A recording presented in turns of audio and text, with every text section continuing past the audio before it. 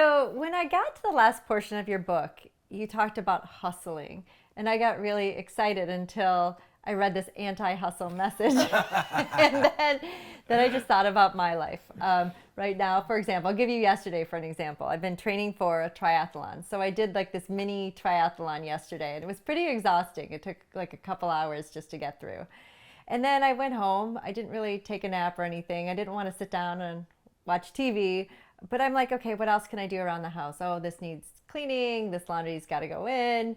And then my husband owns a coffee shop, bakery place. So I went in to help him bake a little bit. So I have this myth, maybe you'll tell me that I'm wrong, but I have this myth that I like to be busy. And I'm really bought into it. And I just can't. And I say this to myself, I just can't sit down. I'm sure you're going to tell me there's a problem, but tell me about the long-term implications of this maybe unhealthy relationship with being busy. Yeah, well, I would start with, do you feel busy? Like personally, does it feel like you're too busy? It only feels that way when I don't get to do the things that really I like to do. Like I love to run, but even more so, I love to trail run. And to get to a trail takes time. And sometimes I don't feel like I have the time to do something like that. And so maybe that's when it's a problem. Yeah. Like I shortchange my experiences because I get too busy. So, I mean, I would start there where if you said to yourself, how many times a month do I want to trail run? Like I want to do it once a week, every other week. For me to feel awesome, I want to trail run. Like that's going to be my non-negotiable. I think about Jerry in the book, and so I did a pre-consulting call with this guy, Jerry, and his wife was on the call, and his wife said, Jerry's going to have a heart attack if he doesn't slow down. And then between the pre-consulting call and our first consulting call, he had a heart attack. Oh. So there was like a major wake-up call for Jerry. And for him, I said, so what's the thing that represents that if everything was going how it should in your business? He had this thriving business in Orange County. And I said, if things were really clicking along for you, what could you do that you can't do now? And he said, I would go snowboarding every Wednesday. So that became our hook, that if you're not snowboarding every Wednesday, then probably something's off. And so I would actually encourage you to say, well, what are those one or two things that if I do that in a month, I feel like I'm not too busy to trail run. So that becomes your link or your anchor to say, I'm going to trail run twice a month, 4 times a month, however much you want to trail run. And then the people that are closest to you, if they know that about you, that for Angie to feel her best, she has to be trail running once a week. Then they're able to then surround you and say, you know what, Morsels doesn't really need you to come help in the bakery. Why don't you go for a trail run instead? Even though you just did a mini try that day. But it's to find those things that you can say, that makes me feel not busy. Because I think that it usually sways in one direction or the other. People will go where I'm so busy because I'm avoiding something. So it could be pain, it could be an inability to be bored, an inability to allow your limbic system to just chill out a little bit. You're kind of addicted to the busyness. And that can be one side of it, or it can just be people are totally unintentional about what they even want. And so it sounds to me, at least knowing you, as a friend, I don't think you're necessarily running away from something. It's just you're an active person. And there's nothing wrong with being a person that enjoys activity. There's people that are more extroverted. There's people that enjoy more activity and that fills them up.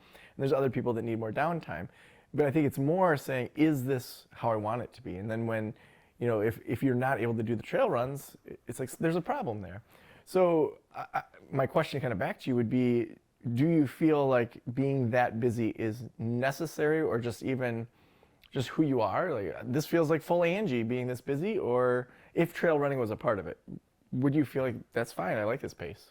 Yeah, and I think that's it. It's like as you're talking, and believe me, I will lay down at any moment of this conversation. You can psychoanalyze me, but I think that there gets to be a tipping point, and maybe this is part of boundaries where it gets too much. So you need to know, like, if these activities aren't present in my life, then it is too much. And knowing that you can change. It's hard though, because we do have a hustle culture, which you write about in your book a lot, and it's a really sometimes unhealthy relationship with work.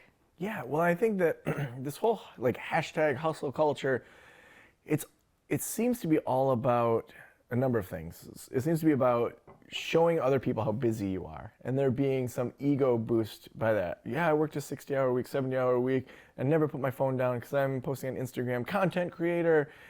And it's not about the actual work. I have no problem with people doing good work for the world, But if you're spending 60 hours doing anything, most likely you're not being as efficient as you could be.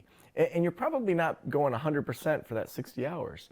So I would encourage people, if they find that they're kind of trapped in that hustle culture, to rein it in a bit and say, what are the couple things that you want to do really well? And let's do that for a while, and then see if we then want to spend more time on it. Because I would say it's often ego driven, in the sense that it's like a band saying, I'm like some sort of like award that I work so many hours. It's also, I think, a undervaluing of things that we know are healthier for our bodies. And so how long can you actually do this 60-hour week, this hustle culture, if you're not exercising, sleeping well, eating well, spending time alone and socializing also? It's not sustainable. And so these people that often have great ideas that are pushing this hustle culture, if they burn out 10 years early, that means the world doesn't get them for 10 years or for 20 years or 30 years, or they just switch careers because they're so burned out.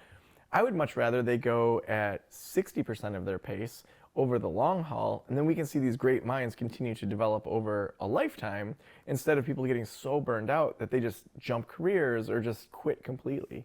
And so if we go back to, do we want to fuel our egos with these little badges that we get from the world of working too much? Is that really the best you can do to have other people affirm you? I mean, we all want to be affirmed, but I also think it's gone to a level where it's just not healthy anymore.